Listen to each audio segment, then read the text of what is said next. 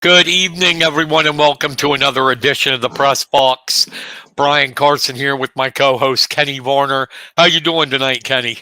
Not too bad, Brian. Starting to wind down, so I'm doing pretty good. How about yourself? Pretty good, pretty good. Thrilled to have our guest tonight, hmm Mr. Joel Diamond, Mr. Johnny. I always call you Johnny. I'm sorry, John Pannizzo. They are on the Mifflin County, the multi-sports facility committee. They are the chief fundraisers for this. Am I saying that right, gentlemen? Yep, that's what we're doing. Thank you for coming on the show. hmm Appreciate it. Well, thank Thanks you for for having having us. us. First off, and you can both answer this question. You got behind this project. Why do you think it's important that Mifflin County has this multi-sports facility, which the school board voted to approve the full measure? I think 15 million. It costs. No, Brian, the bids came in at 18.477 million. So Ow. it exceeded the 15 was the estimate, and that was about a year ago. And as you know, with inflation Yeah. and the price of hmm everything, the cost of doing business has gone up. But from our standpoint, um, you look at the outdoor facilities of Mifflin County, and you look at the Mifflin County School District. You look at the indoor facilities of Mifflin County School District. Now, our new high school is now 12 years old, and when outside teams come to play us inside in our gym, they have a wonderful impression of Mifflin County. Wonderful impression. But as soon as their football, baseball, field hockey, soccer teams come to Mifflin County, it's like as soon as the game's over, how quickly can we get out of town? And it's not fair to our opponents, but mostly it's not fair to our kids. Our kids have to play in these new type stadiums with turf. It's a different game on turf. And we want our kids and our community to have something nice. And Mifflin Countyans deserve something nice. And when Johnny called, these are probably the main reasons I got into this. And Johnny can talk for himself. John? You know, we know our facilities, our outdoor facilities are substandard across the Mid-Penn Conference.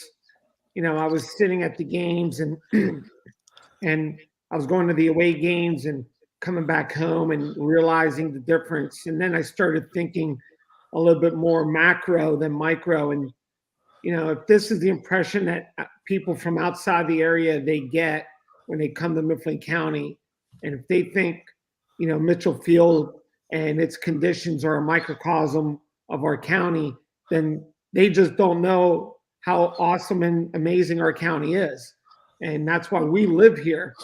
But you know, we struggle to attract families and professionals who want to live in our area, and you know, one of the reasons is our facilities. Yeah, if you remember a couple of years ago, the Central Dauphin field hockey team refused to play on our field. They Yeah, took they took their kids off of it. yeah, and if you think about that, you know, what are those kids? You know, a few years later, go to college, come out of college, and interviewing for a job. What are they going to think of Mifflin County? You know, that's what they're going to remember. You know, we've had businesses over and over tell us the number one question they get when they're interviewing prospective professionals is the athletic fields, because they all have kids that play soccer, field hockey, lacrosse, you know, baseball, football. So I felt like, you know, now was the time. Um, what? Well, I think I got that from what you were saying here.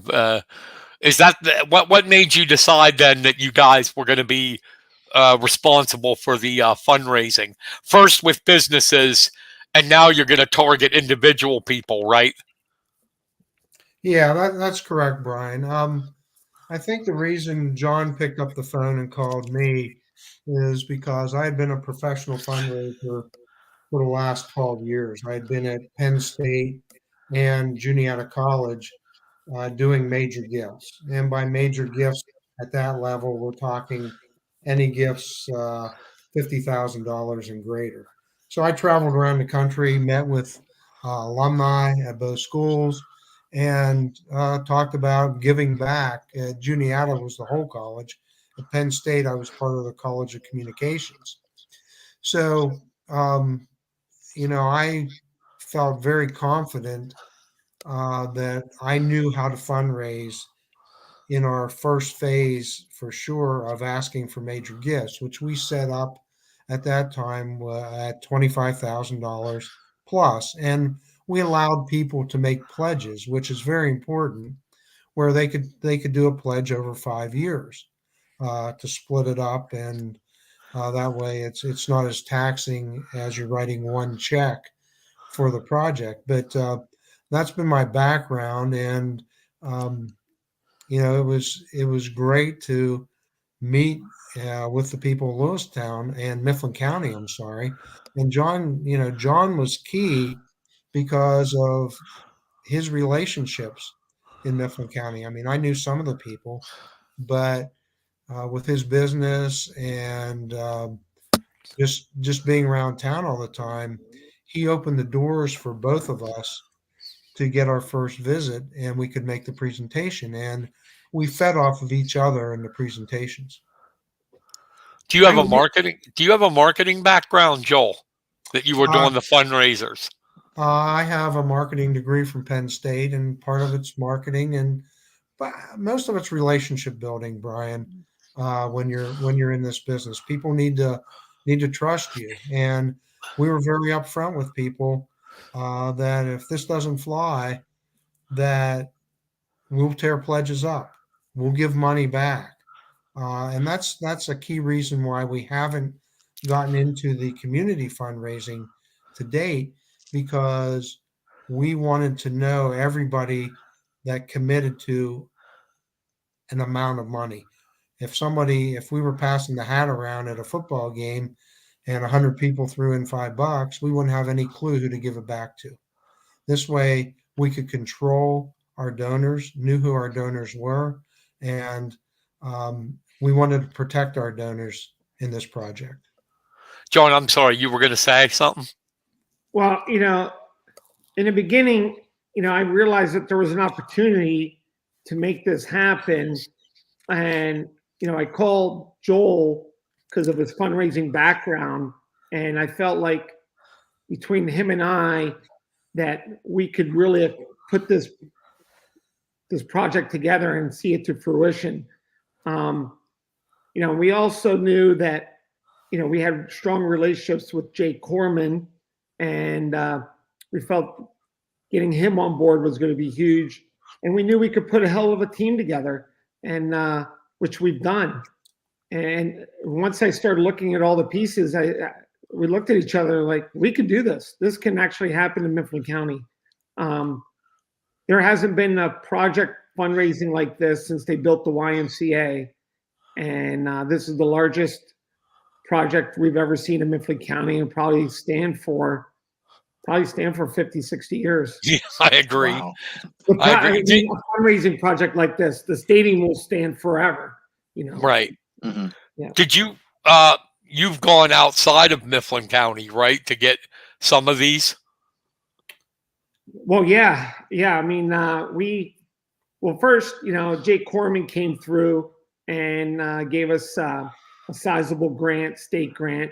And he gave us That was like $3 million, right? $3 million he gave us to start that, and he was trusting that we were going to get this project done. He said it. If Johnny and Joel, I know you guys will get it, so let's do it. And then, not only did we go to the major businesses that are residing in Mifflin County, we went to major businesses that do business in Mifflin County but are out of the county, and we've hit everyone, and Some have been no's, but we've had a lot of yeses, a lot of yeses. So, what was your initial goal when you started fundraising? Well, this project, when we first looked at it, Brian, looked to us to be about an $8 million project. And then we had an estimate that came back with 2 fields and bleachers at the main field, but no bathrooms, no ticket booths, uh, no concession stands. So immediately that took the project up to the 11 to $12 million range. The school district decided they wanted to look at a field house at the second field, as well as lights at the second field, additional parking. We wanted to make sure we had turf on baseball and softball. That got the estimate up to 15, and then of course the price came in at 18 and a half. Did you run into any challenges, John, in the beginning, trying to fundraise for this? To be honest, I was surprised how receptive people were to, we got all the meetings based on relationships. If it wasn't one of our own, it was through somebody we knew really well that helped us set up the meetings. We cashed in a lot of favors. And, Joel will tell you, we went to see 2 people and we showed them the whole project and they said, let us think about it. And we came back a couple weeks later and they said, we only took the meeting because it was you guys. We had no intention of putting money in. But we've been talking about this, and they became a major donor. And so they went from not even planning on participating to being one of our major donors and naming sponsors in this project. So I don't want to say it was easy, but I think the better message is I was surprised how bad the community wanted it.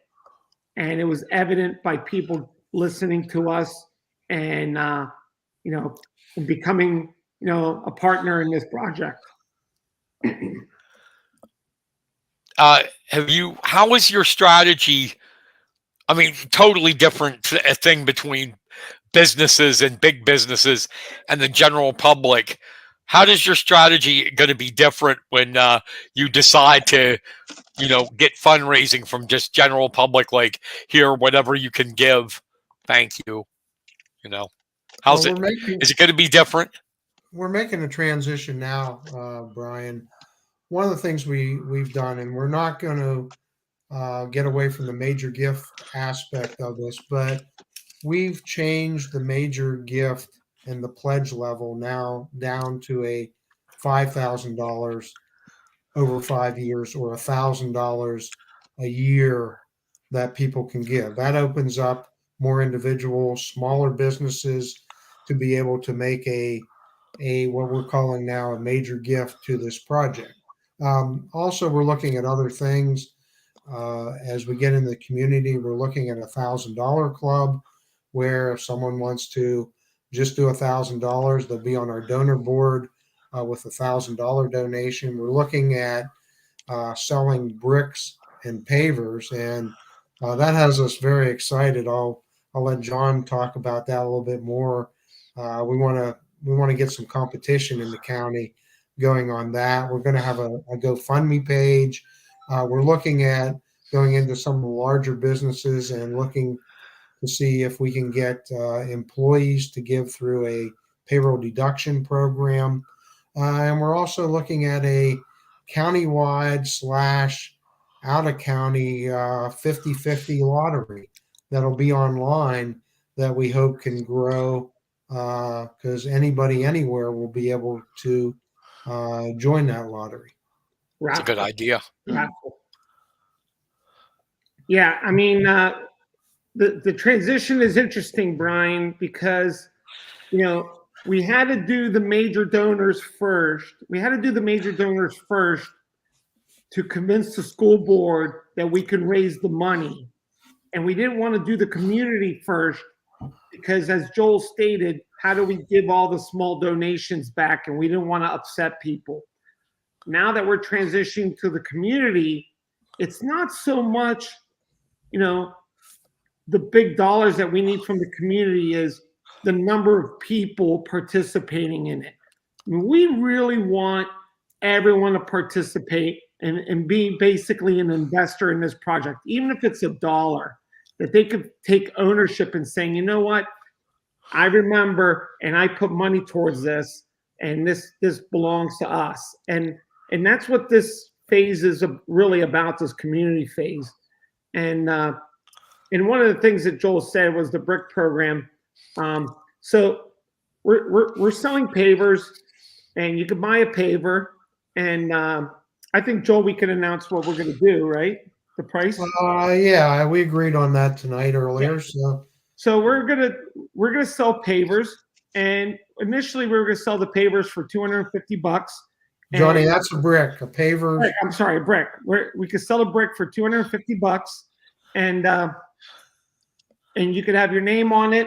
And the neat thing is, you can get your Mifflin County High School logo that you graduated from on it. So, like for me, it's going to be class of '88 with the Mingo on it, because it's Mingo for life for me. If you went to Rothrock, you went to Indian Valley, you went to Kish, you went to Lewistown, you went to Penn Highlands, any of the 7 high schools, we're going to be able to get your logo on the brick. And, we're going to try to classify, which school can sell or buy the most bricks. So we think that's going to be a neat thing. And we're initially selling those for $250, but tonight we voted that when we launch this, which is going to be pretty soon, when we launch this, we're going to do the first 1,000 bricks that are sold for $199, and to try to get the first 1,000 sold. So, and they will be at the stadium, these bricks, and you'll have your name etched in Mifflin County history at the stadium for life. That's pretty cool. That's awesome. Yeah. And the other part is the paver. The bricks are 4-inch by 8-inch, and I think you can do up to 3 lines of verbiage and so many letters per line. John Thompson's heading up our brick program. The pavers will be 8 by 8, and you'll be able to do an additional line, and that'll be a $500 purchase for a paver. And again, these will be in the stadium or right outside the stadium. Plenty of room. They'll be in the plaza inside the stadium, and it's just the way, as Johnny said, to etch your name in Mifflin County history. And if this lasts as long as Mitchell Field, yourself, your kids, your grandkids, your great grandkids, and your great great grandkids will be able to see a brick that you've done for the Mifflin County Stadium. You could even, if you want to memorialize, someone in your family that passed away, this is a great way to do that. You want to celebrate someone's high school graduation. There's so many different reasons why you should buy a brick, and we're excited. We're going to have almost 7,000 of these bricks to sell, and if we sell it all, we're going to be doing the school district a huge favor. But our goal is to sell a good bit of them, and we're going to start with the first 1,000 for $199. Well, you can't be. I think you'll sell them. That's a pretty good idea. Yeah. People like that, especially like even if you didn't graduate here, you could do it for somebody. I'm sure if they're living here, relatives or something that did go here. I mean, that's a good idea. Yeah. So you have a. I'm sorry. Go ahead, Kenny. Which logo would you put on it? Oh, definitely Lewistown. Yeah, I was afraid you were going to say that. we might lose your logo in the show. Mine wouldn't even get on. I graduated from Bald Eagle area. Yeah, I joke with Kenny because we graduated at the same time, but from 2 high schools, and we knew each other growing up. So that's why I joke with them. Joel, I'm where'd gonna you have a tough- graduate? I'm going to have a tough choice. Up through grade 10, I was a Lewistown Panther, and then grades 11 and 12, I was a Penn Highland Penn Cougar. Highlands. Mm. So I'll have to make that decision. It'll probably be a Cougar. If you set a goal for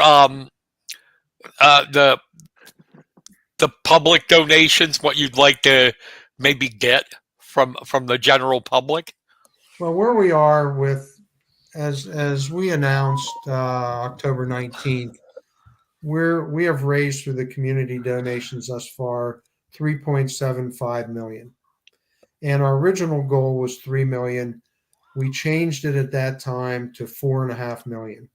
So $750,000 is what is out there that we told the school board we're confident we can get. Now, again, there's some major gifts in that. We still have a field house on the second field now that we can look for a donor. We have a third concession stand, this one on the second field. We have 7 concrete benches that we're going to look to sell, where they can be legacy benches, memorial benches, with 8 plaques on each bench. So if someone wanted to have a memorial for their family, they could buy a bench. And I think we were talking in the neighborhood of $60,000 for a bench that would be in all their family names and things like that. We're also looking at, we have team/locker rooms in both field houses. We're looking to name those. Also on baseball and softball, the home dugout on both, we would look to name. So when you take that and all the, what we talked about before, the bricks, the raffle, employee giving, GoFundMe, and we're even looking at Giving Tuesday, which is November 28th. We would like to hit that $750,000 in that, and if possible, we'd like to exceed the $750,000 that we need to raise yet. The more money we raise, the more it goes to the school district towards this project. If we go over 750 on top of what we've already raised, then that's better for the project. Was there any concerns in your mind of the school board not passing the full package? I felt the school board recognized that there was a need. They recognized there was a need. If you listen to the last school board meeting, every one of them said, we need this done. The problem was, how much did they want to spend on this? And so we knew something was going to happen, because we knew all 9 school board members publicly said, I know we need a field. I know we need a new field. Yeah, they did say that. They all said it, and the question was, is how big of a project? So we knew something was going to happen. How is you talked about the businesses. For you guys personally, how has the community responded to this? Pretty much positive? Oh, very, very, very positive. I mean, anybody we called met with us, and that's a big part of any fundraising. Once you get in the door, you have a chance. And of course, you want to leave with a yes or let me get back to you versus a no. But everybody's been very responsive. I've met a lot of new people. I've rekindled relationships that I had previously.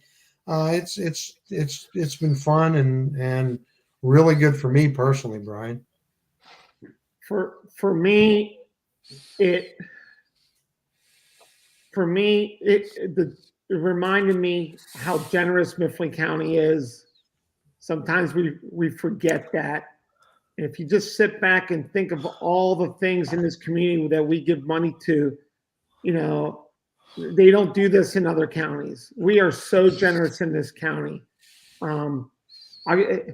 back when Babe Ruth went to the World Series, we had a few kids from Beaver Springs, on those teams, and those families could not believe how many people donated to help send them to the World Series when their own county they weren't getting anybody. So we're a very giving county, and these meetings just exemplified that. I'd walk out of there with a grin on my face. I just couldn't believe how giving people were. I'm just so proud of this county. Ray Wild's going to love you for that. He listens to this show, and you mentioned Babe Ruth, so he's in heaven right now. Well, Ray and I got some discussion to do, and he knows that. So we got some good things going to happen. Brian, we heard from the architects after and the project manager after the October 19th meeting when we announced our 3.75 million and the 4.5 million new goal. And these people have done stadium projects throughout the state of Pennsylvania and other states too.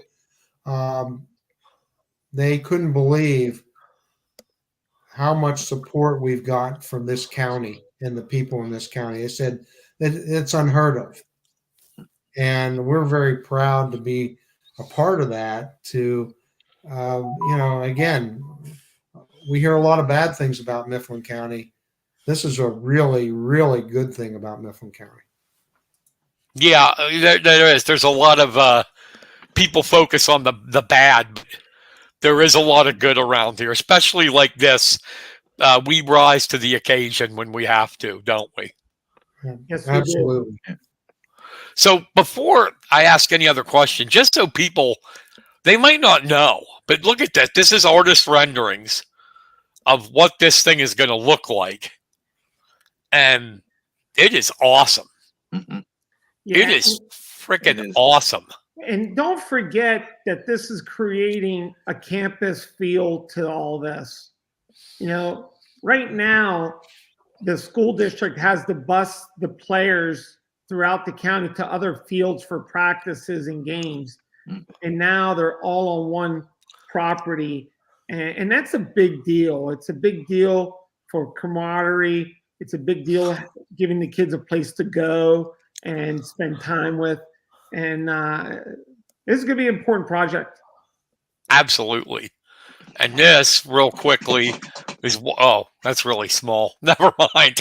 But you got the main field in front of the high school. The press box is a video scoreboard. 67 parking spaces, artificial turf, 4,305 seating capacity. You got the field house in there, a complete commercial kitchen. The Highland Park field is turf, an 8-lane track, 500 people, bleachers, scoreboard. I do like the handicap ramp going to the softball field. That is important. Then the field house, the infield to the softball and baseball will be artificial turf. Just a beautiful, beautiful, like you said, campus atmosphere to it, John. Yeah, and don't forget, right now, none of the fields we have are handicap compliant. And this project now addresses those concerns. Mitchell Field is definitely not. You just mentioned a softball field. Even a soccer field out, you have to walk across the fairgrounds. None of it's handicap accessible, makes it difficult.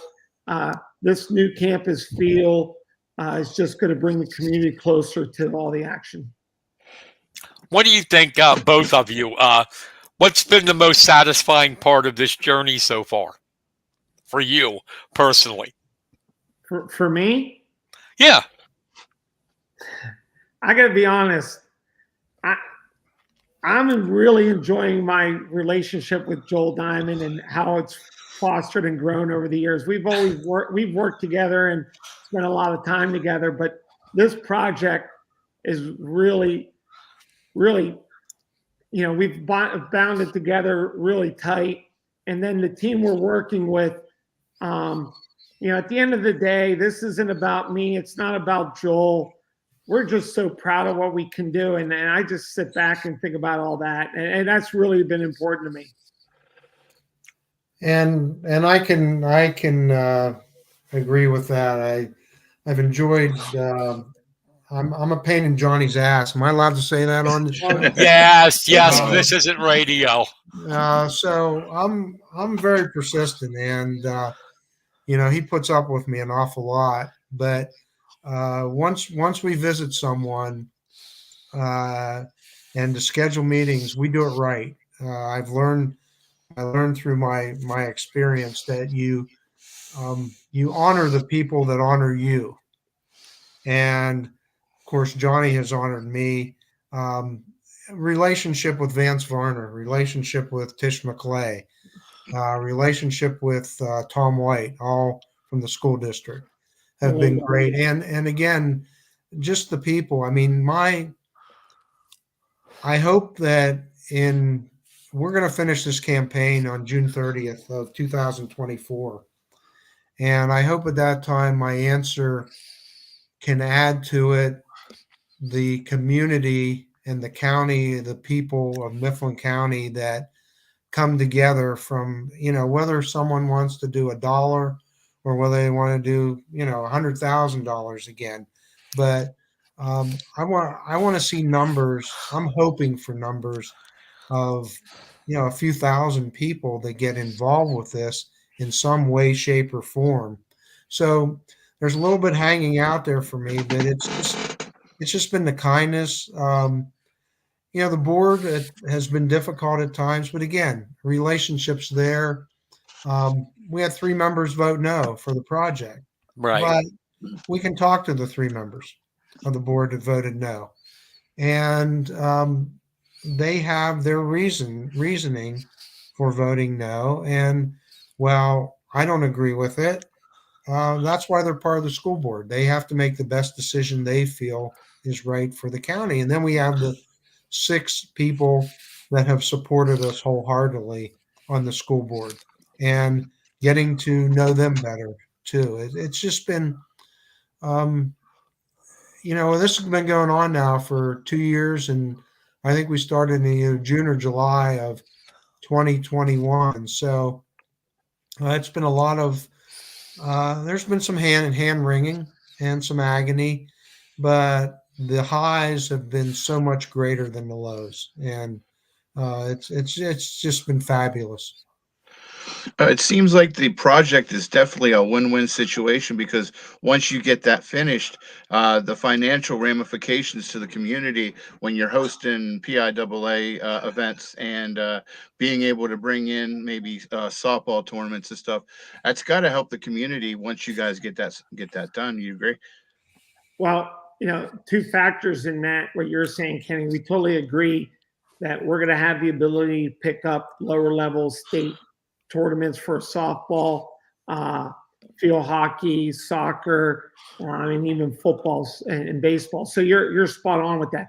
But, part of the state grant money was that these fields are open to the community. And now the community could also, now the soccer club can utilize the fields. Remember the Clash of the Cleats that they used to have, where they brought in 300 teams to Mifflin County? We could do that again now. Nice. The baseball youth programs can utilize the fields, and they got to get school permission, of course, but they have to open these fields to the public now because of the grant money, and that was an important thing. So yes, they have huge ramifications. Another part that people don't understand is this new highway project to State College that they've worked on, and there's like 8-9 miles left, and eventually we're going to be connected to State College.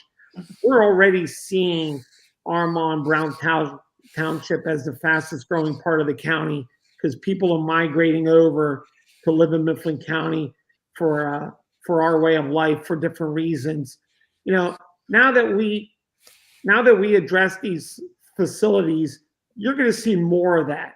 Because so many of our professionals that come to the area end up moving to State College and then commuting to work in Mifflin County because they have kids that play sports and the facilities are better at State College. So this thing is going to get pieced together in so many different ways that we're going to see a financial impact in our county over the next 20, 30, 40 years. Yeah, I definitely like the idea of playoffs, District 6, PIAA, because if you look at how Bald Eagle area, when they put their turf field up, which isn't even going to look half as good as this is going to look, the playoff games that they get, and that's money into the community. Yeah, that Sheets next door to Bald Eagle area, they really love that, don't they, right? Yeah, they love it.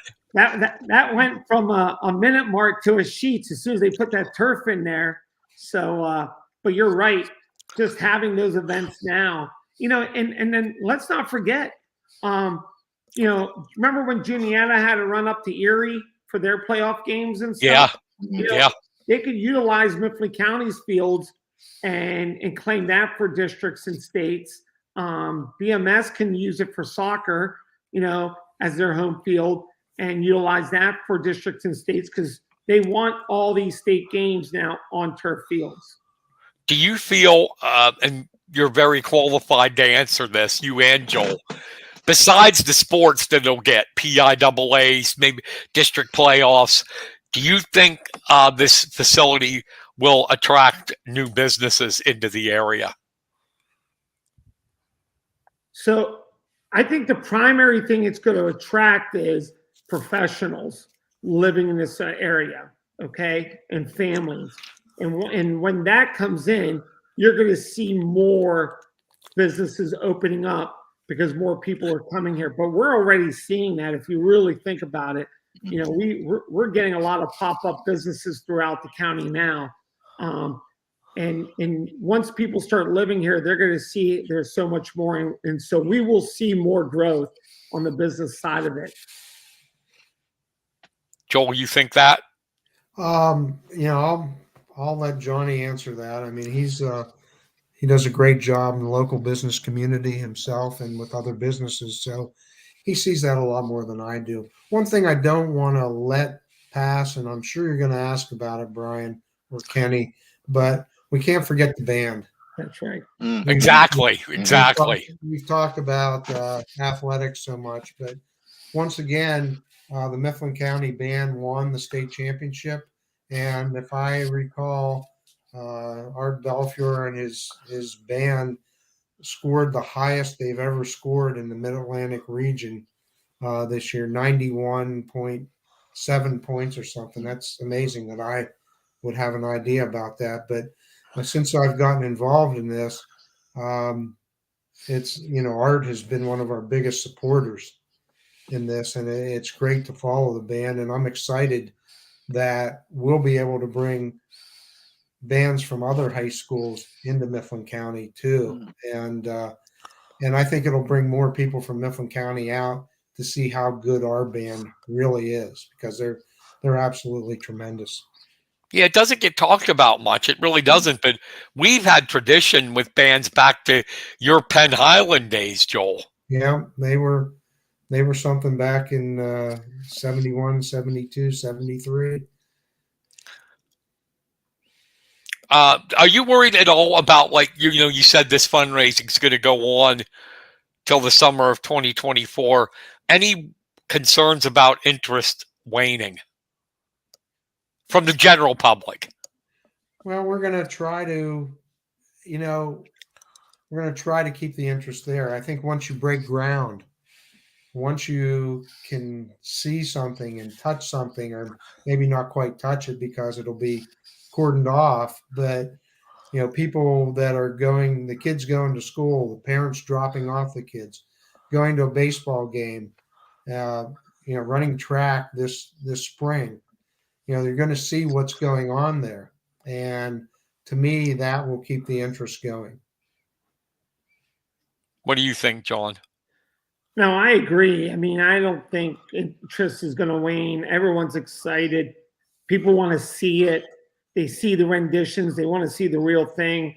You can't tell me when the first sporting event happens, Kenny, you're not going to be there. We're all going to be there. Yeah.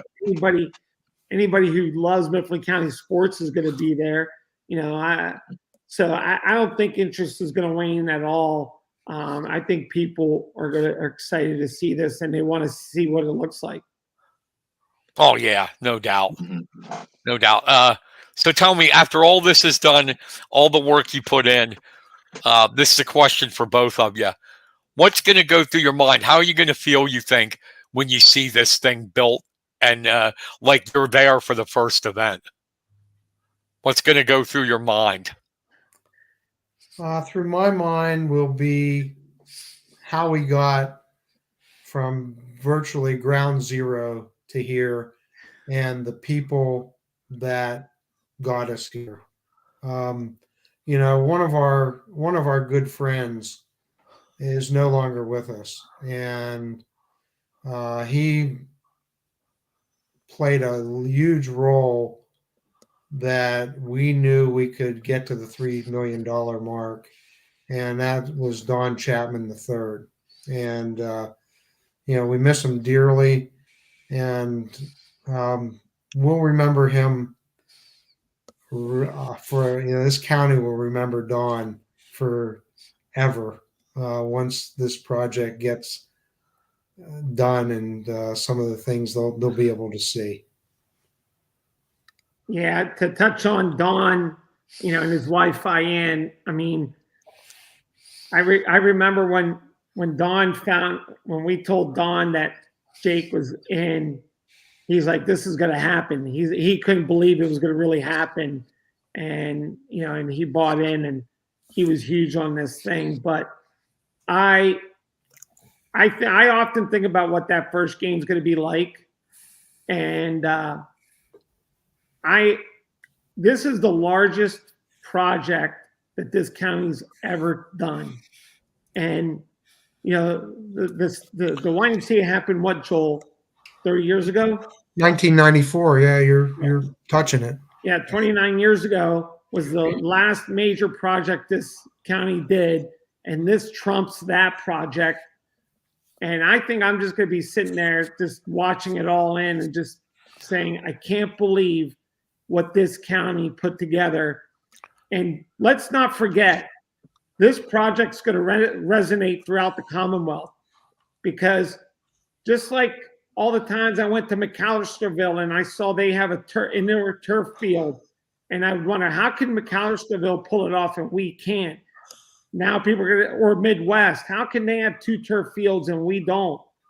People are going to say, how did Mifflin County get 4 turf fields and we don't? And you're going to see that it's going to resonate. People are going to say, what's going on in Mifflin County? Yeah.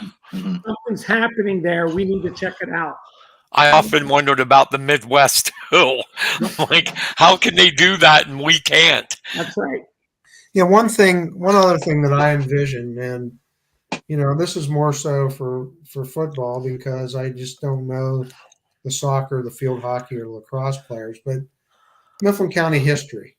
I'm hoping that first game, of course, I'd like to honor the donors at the first game, but it would be nice to have the players that help make Mifflin County football history there. And I'm talking, the Ralph Bakers, the Fred Stoichevs, Yeah. Dick Gingricks, the Junior Pals.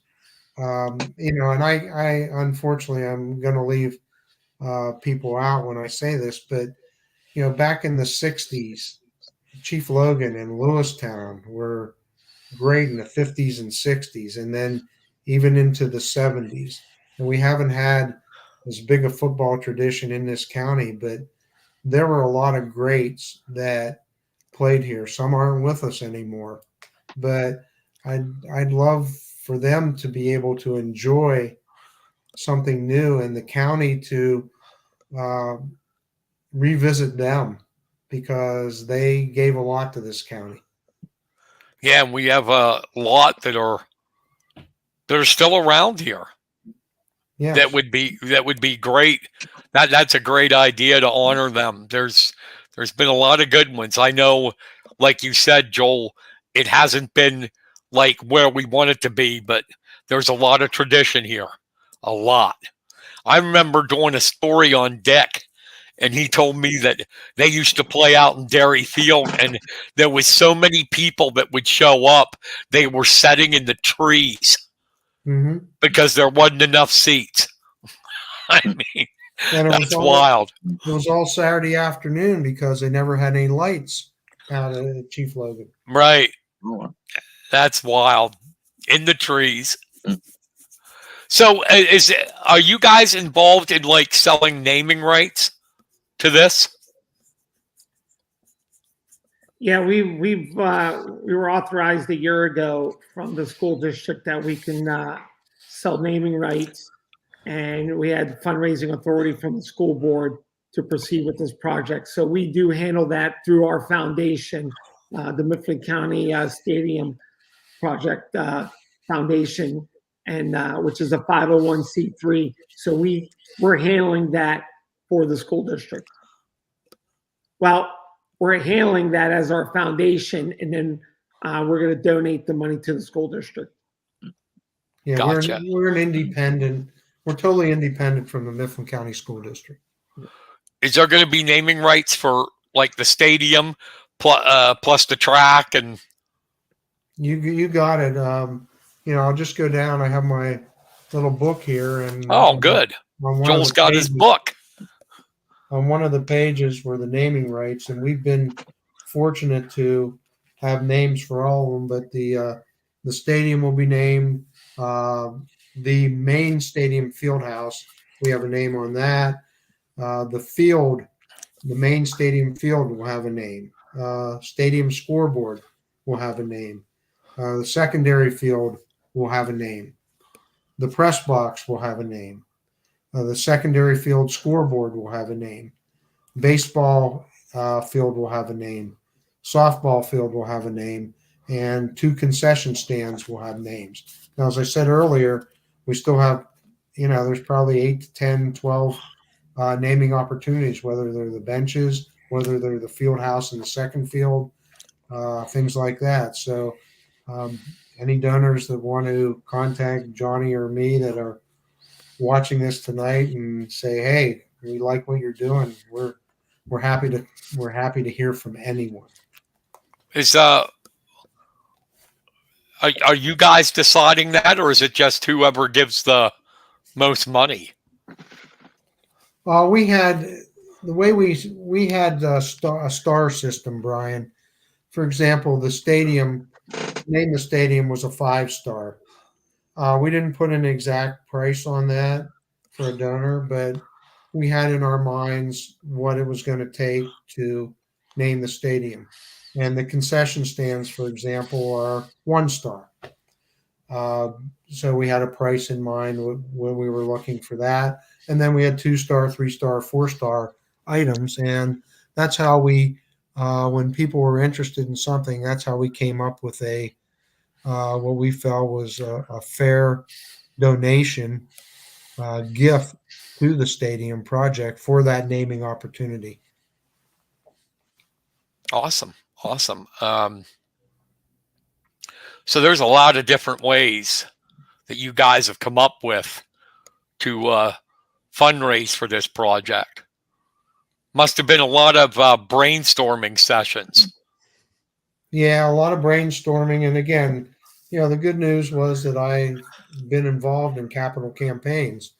And, I was able to base my experience and also contact my peers who I did the fundraising with and help get ideas and how to do things too. Because, again, this was a capital campaign from ground up that it's a first for both John and myself to go from ground zero to where we are. And it was a lot. I mean, we had a young man by the name of Jason Cologne. He designed our brochure, and we wanted the brochure to be done well. So when you got it, it wasn't an item that you put in the trash can after we left. I mean, I believe we printed 500, John. Yeah. And each of them were over $10 a piece. Yep. To print out the brochure. So great cardstock, great color, It, we try to do everything right and look professional in what we were doing, and we even tried to look professional when we visited people. What do you think? This is a question for both of you again. Um, what do you think will make this facility, this complex, different from others in the region? Well, I mean, you mean like the other turf fields in the region? Yeah, how it'll stand out compared to other fields. Well, I Because mean, one, nobody has a complex, I don't think. well, State College. yeah, they don't. I mean, they don't. They're a little bit disjointed what their stadium is and versus their other fields. But there's nothing overboard what we've done in the stadium. Like there is, we didn't go top luxury item, seat backs or anything like that for this stadium. The only thing that we did and pushed for that we're hoping that still happens is we felt a video scoreboard would be instrumental to the school and to the programs for not only for the videos and the things that they could do, but for the ads and the marketing that they could do so this project can have sustainability.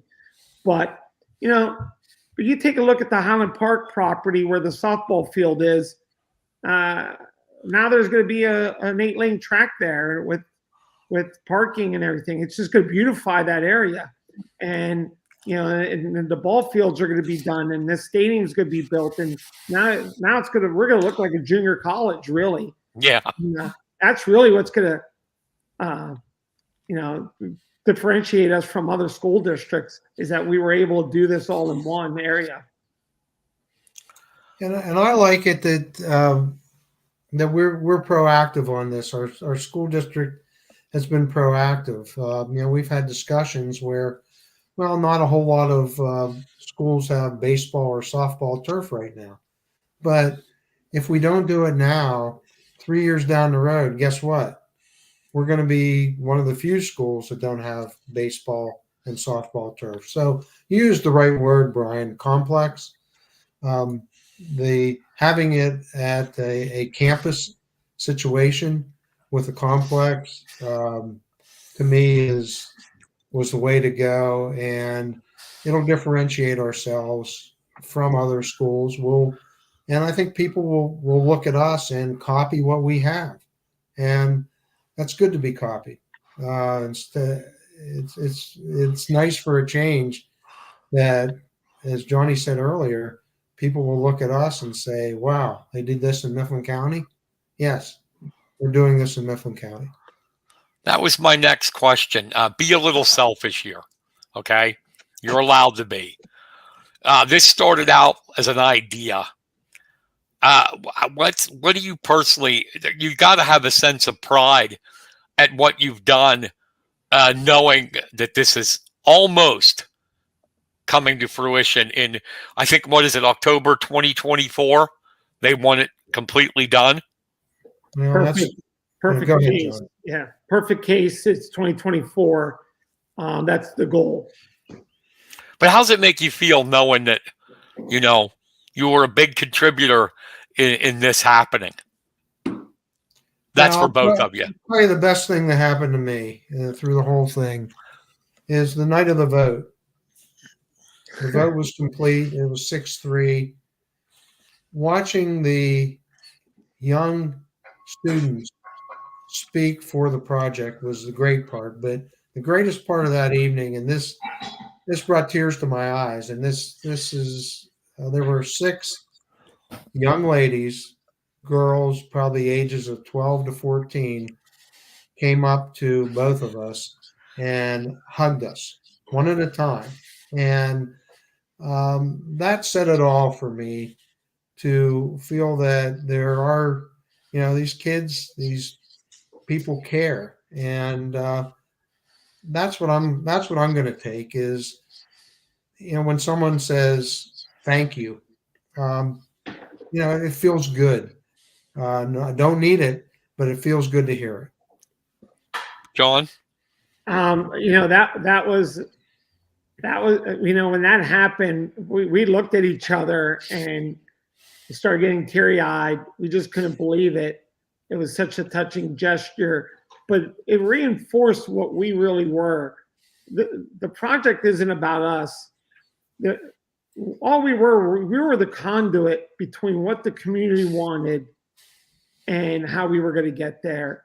And I take great pride that so many people in this community are trusting us and put their faith in us to do this. And it's been rewarding. And when we get that first band competition, which when Joel was talking about the band, the Mid-Atlantic Regional was in Hershey this year, and they said that once we get our facility built, they're going to move it. They're going to give us a shot at it to have it in Mifflin County, and it's sold out Hershey Stadium. So think about that, what that means to the impact in our community. So when we get our first band competition, when we get our first football game, when field hockey is racing up and down the turf now and beating State College, those will be great times for us. When that's going up and down the turf, field hockey, Tish is going to be in heaven. Her smile will get bigger. You better believe it. But no, you guys should feel pride. That's the reason I brought the question up. A lot of people talk about doing things, talk about it, but you guys went and did it. That's what separates, successful people from dreamers, doing it. Well, thank you very much. But each success made us wanted to go harder. At least from my standpoint. When we got a yes, we looked at each other and we celebrated. We celebrated each victory, each victory that someone wants to be part of this stadium project. And it just, if we can do this, then we can do this. And it just built upon each other. The name of our project was Building Our Future. That's our campaign slogan. And that's how we did it. We built it piece by piece from a fundraising standpoint. And now we're going to see the future of Mifflin County athletics and the band be built piece by piece here very soon. Awesome. Johnny, I haven't forgot you kicking my ass in chess all those years ago. I've been practicing. Buddy. I want a rematch. I don't know if I ever told you that, Kenny. I used to go in there to the original and play him in chess, and I'll be damned. I thought I was good, and he'd kick my ass every time. Yeah, I used to enjoy playing, and you realize in 3 weeks it'll be 28 years that I got to meet you. And, yes, I know. And I met Joel. I believe Joel was at Buffington's. Yeah. Well, I bought the business with Jay's office, so that would have been, back in the late 90s. So yeah, I've known you guys a long time. Yeah, it's been over 20 years also. But I must have beat you bad, Brian, if you still sore from that beating. Oh my God, yes. You kicked every time I thought I got a good move here. I got him. Checkmate. So I appreciate you guys coming on. Any final words that you would like to tell our audience? By the way, thank you, Craig Bubb, for the like. And I wanted to tell you guys personally, we usually average 2,000 to 2,500 a week. They don't all come on live. They listen to it throughout the week. But we've had over 1,000 people live here tonight. That's great. I mean, hopefully you can have us on as we wind down the campaign. You can come on anytime you want. And we'll have some more good news for you and for everybody in Mifflin County that we're full steam ahead, and let's keep doing it. We I want everybody to know, if you're from Mifflin County or not from Mifflin County but connected, go to our Facebook page, Mifflin County Stadium Project, and become part of that, because that's when we're going to start unveiling our brick campaign, some of our matching donor programs. Which, Ryan, we got to tell you about that before we cut out. But Oh yeah, sure. Go ahead. Our 50-50 raffle also. That's how people, even from out of the area, they can find out what's going on, and they want to give back to our community and stuff. Best way is get on our Facebook page, MC Stadium Project, and then we'll be launching a website, and it'll be on there, and they can click on there, and they could be part of this program and this project. But so we have a matching program that's going to come out. We're going to designate. We're looking to find 4 donors, one for softball, one for baseball, and for two of the locker rooms in the main field. We're working with donors to put up to $25,000 to match the community's donation, and if we get to the full 50 for softball, we're going to be naming it after someone. And if we get the full 50 for baseball, we're naming after someone. The same thing with the locker rooms. And, baseball and softball, we pretty much got those figured out, and we're still working on the football locker rooms. And we say football locker rooms, but they're the locker rooms for the main stadium. We're still working on those two, but we're excited when we unveil these. They're going to be 4 Mifflin County icons, and people are going to want to be part of that and get their names etched in Mifflin County history. And I think that's going to be a huge thing. And let's not forget that Mitchell Field was so old that Forrest Fisher couldn't figure out how old it was. And, Wow. I mean, the Historical Society, it took them weeks, and the best guess they gave us is about 98 years old. Oh my God. Yeah, in the mid 1920s. That's the best guess they can give us, and it could even be older. So that's one of the reasons why we need to do this. Yeah, it's about time for a new one. But About time. And let me just add on to what Johnny said on the matching program. We'll also have a general matching program too, where we'll have donors that we'll say have donated up to $100,000, $200,000, and the community basically will get that. They'll get the 2-for-1 match. So if you buy a brick for $199, you basically have given $398 to the project, because that donor will throw in $199 also. So Nice. we're trying to, again, do different things to get people to say, I really want to support this project as much as I can financially. And again, no gift is too small for this project. We just want you to be part of it. And, I tell Vance that, and this is just kidding for everybody, but anybody gives money, if they want to call Vance, feel free to, because they're part owner of the stadium then. But, He'll love that. That's just a joke. If he's listening, I'm in big trouble, but that's the way it goes, I guess. He'll love that. Yeah. Hey, can I make a lobby for something, you Sure. guys? Sure. Something on the track. Please name something on the track after Scott Sackler. Well, we have a donor that's going to name the track, former track star in Mifflin County. So unfortunately, we are not going to be able to do that, Brian. We appreciate the thought, and we talked about it, but someone came to the forefront and is naming the track. But I see. But Brian, that has not been forgotten, and we are working on something for that, for Scott, and it'll come out, and you're going to be happy with what we do. I will definitely be happy then, because I don't know if you knew him, but he was a great guy. Absolutely marvelous man. Yeah, he's missed greatly. That's for sure. He's missed greatly. Gentlemen, thank you so much for coming on. It was great. I loved it. Come back anytime you want.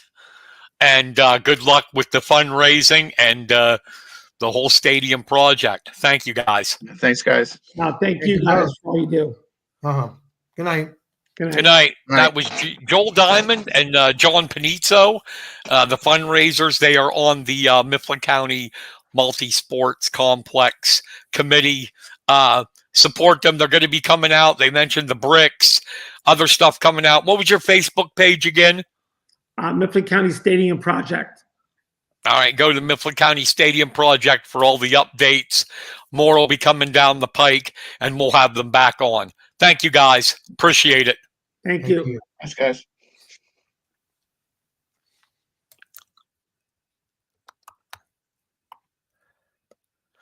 Okay. That was a good one, Kenny. Oh, definitely. Definitely. I'm excited for it. It's a long time coming. Yeah, I agree. I didn't realize that Mitchell Field was that old. 98 years old. My God. So, we're not done. Almost. Oh, almost. Okay. Whoop, I put up the press box email because I hit the wrong thing. Scores from last week. Playoffs. Bald Eagle crushed Guilfoyle this time. 36-14. Man, they're playing good, Kenny. They're peaking at the right time, and Yeah, that's what you want. The Eagles are at another level right now. Juniata won the District 4 championship because Bellefonte decided to enter. They won the 4A District 6 championship, 37-0. Altoona, unfortunately, ended Mifflin County season 26-8.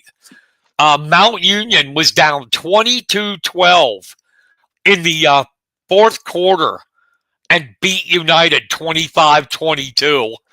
And Richland crushed Penns Valley 45-7. We want to thank Dustin Benny and Craig Bubb for the likes. Do you remember Dustin Benny, Indian Valley basketball? That might have been a little before my time. I interviewed him after a game where he had I think it was 30-something points and 14 rebounds. And wow, I didn't know you had that. Glenn Kyle, we're buddies now, but I didn't know he wanted you to ask him first before interviewing a kid. So I was interviewing Benny after the game, and I heard this guy yelling as loud as he could, and it was Kyle, and he was mad at me for not asking him. It's like, well, coach, the kid scored 30 and had double-digit rebounds. I'm going to interview him. And Bob, the new coach at Juniata softball, he was on our show recently. Thank you, guys. All right. PA football news, state rankings.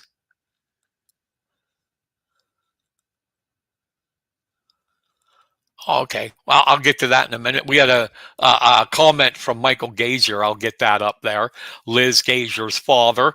In AAA, Central is number 7. Honorable mention is Penn Cambria. 2A, Bald Eagle area, number 8. Richland, number 9. And 1A, Northern Cambria is ranked number 9. That's from District 6 state rankings. Michael said, and I forgot that it was, it's NLI Day for all future D1 and D2 athletes that signed their letters. Want to make sure they all get some recognition. And yeah, it is NLI Day. And his daughter is she'll be a senior this year. She's going to Fordham. Isn't that correct? Yeah. Am I correct? Yep. You're good. Yep. So there we are. And thank you, Michael, for reminding us. It's just so hard to believe we are this far into the season where we're at the NLI Day. Yeah, it went by, man. It went by. So we got 4 teams left in football. So here we go. 6A finals. Number 2 Altoona 5-6 travels to number 1 State College. Well, they don't travel to State College. They play this game at Hollidaysburg. Number 1 State College 6-3 had a bye last week. Altoona looked good against Mifflin County. They were more big and physical on the line, just like in the regular season game. But State College, even though they haven't played up to snuff and they've had injuries, they owned Altoona earlier in the season, 49-7, and I think it's going to be more of the same. I'm going to say 45-13 State College. Yeah, State College has that big brother, little brother complex. They're the big brother, and Altoona, as much as Altoona, the little brother, tries to take the spot of the big brother, it ain't happening. And I'm going to say it's going to be like that on Friday, and State College going away 35-7. All right, we got a play-in game, a 4A play-in game. Winner goes into the state tournament. Juniata 6-5 travels to Du Bois 4-6. Juniata, the District 6 champion. Du Bois, the District 9 championship. The Indians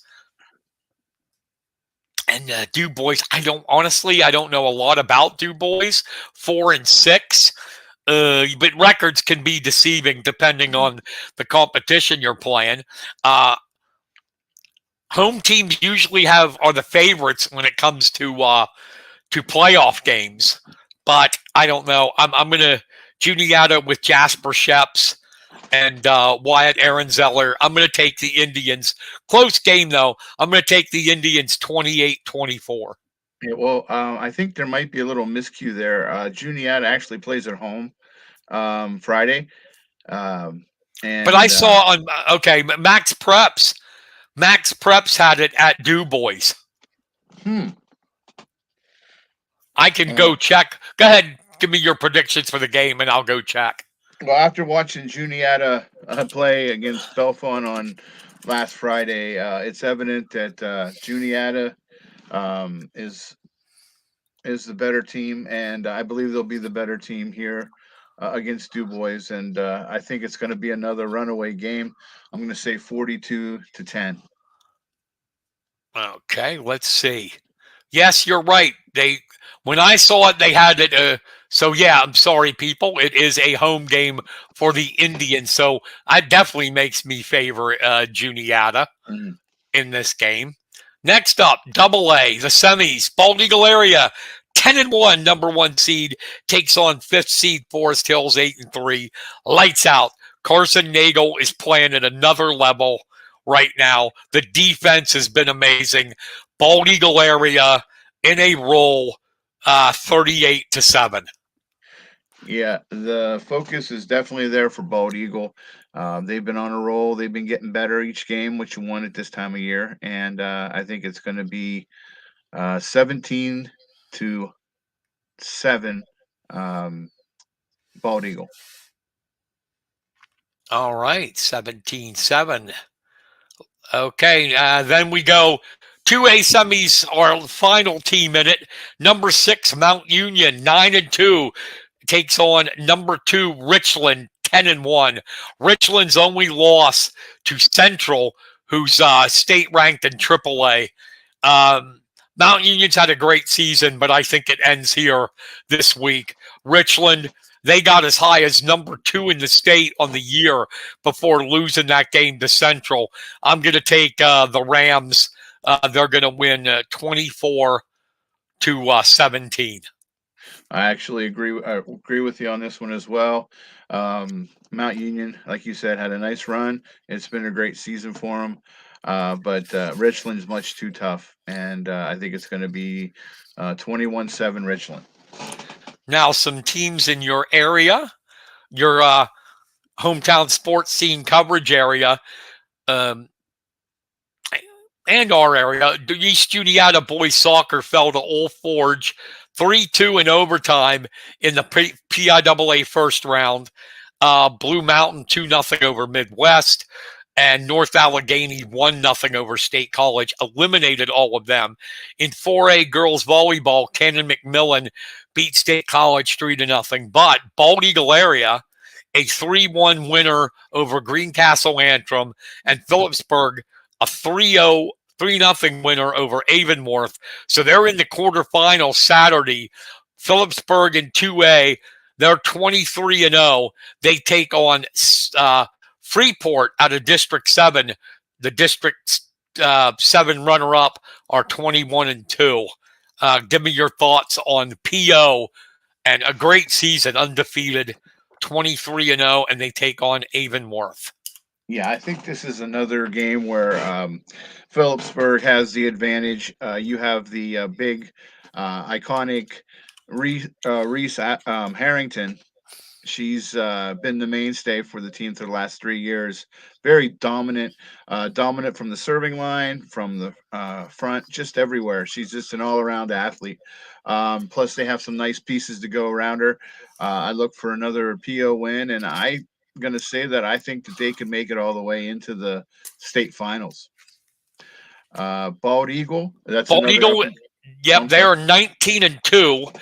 They are going to be taking on the District 7 champion Hampton, who is 22-0. So pretty tough competition there, my friend. It is, and Bald Eagle has had a better season than a lot of people predicted coming into it. Um, Last year, they fluttered around 500, and um, they made a huge step this year um, under their new coach. So it's going to be a close match. I think it's probably going to go 5, but in the end, I think it's not going to be Bald Eagles Day. I think they're going to lose 3-2. All right. And let's talk about something that you cover every year. It's tradition, like Thanksgiving football. And you covered the midget. Is it still midget? These politically correct people, you never know. Oh yeah, it's still midget and peewees. Midget and peewee football, and had Mitchell Field give us a little rundown of what happened. I'll tell you what, it was a weekend for close games, especially in the championship games. In the midgets on Saturday night or on Sunday night, Terrace Tigers made their first ever appearance in a bowl game for the championship up against Kish, and it was one of those David and Goliath type games, and it was a close contest. Um, and in the end, Terrace came out the winners. Um, so it was their first title, and Kish every year seems to have a team in the championship, and they did in the Pee Wees as well. In the Pee Wee game, they went up against the tough McVaytown squad. Um, in that one, it was Kish that came out on top.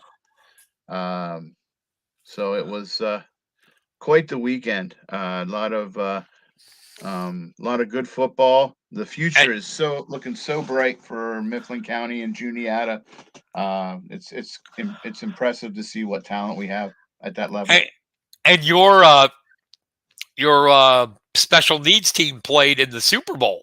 Oh yeah, we played the Honorary Wrestling Federation. Matt Silks, a familiar name to this show, played them during the season. We went 1-1-1 against them, and our team was down with a minute to go. We done by a touchdown and came back and pulled off the win on a touchdown by Craig Sainsbury with time running out. So it was quite fun. It was definitely a great weekend for football. Great weather, great fans, great excitement. It was. I love hanging out there on the weekends when they have that because you know you're going to get a good show. Awesome. Yeah, I'm sure David was all pumped up. David was actually quiet this year. We had other kids. Oh yeah. Yeah, we had some other younger kids take over the trash talking part of it, and David was very businesslike and very, we must say, he was very concentrating on getting the touchdowns and making some good plays. So And being a coach on the field. yeah, exactly. Yep, being a good role model. So Oh, that's good.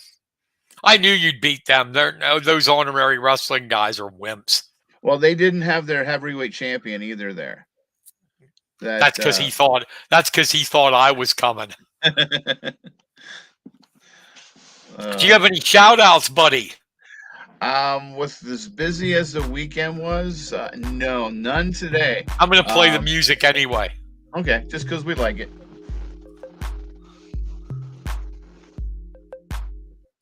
Okay, what do you got coming up then? Friday night, I'm actually heading out to Bald Eagle and covering the football game. It should be a good one. I don't know what they're calling for weather-wise, but going to go out there and hopefully be on the sidelines. I don't like going up into the press box. That just doesn't do it for me. I got to be right there where the action is. And then Saturday, I'm going to lounge back and try to watch a Penn State football game for That's the biggie. Yeah. Penn State, Ohio State. I mean, Michigan. What am I saying? Fridays to be 50 and partly cloudy. Saturday, sunny, 49. Nice. I like that. That's perfect weather. But, yeah, so give me your prediction, Michigan and Penn State. Well, one of these times Franklin's going to win a big game. He's like, what, 1-8, 1-10, something like that against ranked opponents. Uh-huh. So they've got to pull this one out. So I'm going to say Nittany Lions are due. I'm going to think it's going to be a high-flying affair with Penn State 34-31. They're due, but they ain't going to do it. Michigan, I think, I've said it since the beginning of the season, is the best team in college football. And I think they're going to, with their running game, they're going to roll all over them. Well, I know that there's I'm going to say 31-14. I heard grumblings. Now, of course, this is just talk radio, and you know how they are for trying to get effect. But there's grumblings going on that Harbaugh might be suspended here starting as quick as Saturday. So, do you know how bogus this is? Oh, yeah. This is a witch hunt. It's a witch hunt because they don't like Harbaugh. Mm-hmm. Do you want to hear a secret that isn't really a secret? Everybody steals signs. Mm-hmm. Every team, college and pro, hell, Belichick's made a living doing it. It's almost comedic, especially with the one guy in the sunglasses at night on the sidelines at the Central Michigan game. It's not that I am a Michigan fan. I'm not. Mm-hmm. But this is a witch hunt. And what gets me mad is not that they want to suspend Harbaugh. It's these self-righteous coaches in the Big Ten going, this is despicable. This is horrible. They do the same damn thing.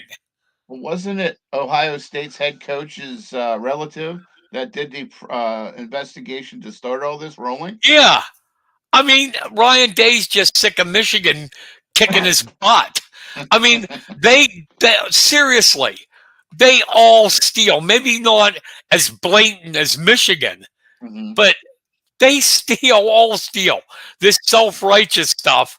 I'm not saying it's right, but they all do it. And they do it in the pros too, not just college. Why do you think the pro guys always hold their call sheet up by the mouth? So nobody can read their lips with binoculars. Bogus. Yeah, I agree. All right, then. Any final words, Ken? No, just have a good weekend, everybody. Stay safe, and thanks for listening. Yeah, really appreciate it. Thank you for all you coming on. Thanks for the comments from Craig Bubb, Michael Gazier. We appreciate it. Thank you, everybody. Have a great rest of your week and an even better weekend. Take care. Talk to you later. See you next week. Goodbye, everybody. Good night, everybody.